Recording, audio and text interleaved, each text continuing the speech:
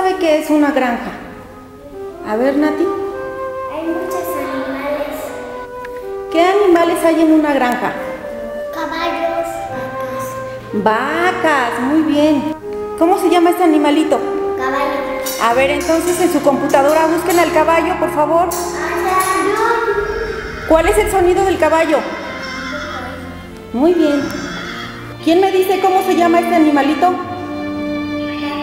Vaca. ¿Cómo le hace la vaca? ¿Cómo se llama este animalito? Gato. Muy bien. Ahora en su computadora van a buscar el gato.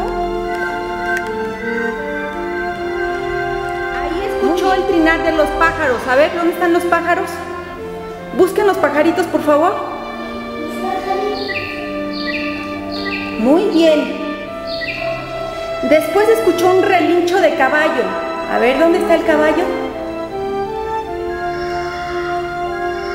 Muy bien. Yo sé los ojos. ¿Qué coloreaste, Leo? Un cuerpo. Paola, ¿qué estás coloreando? Una vaca.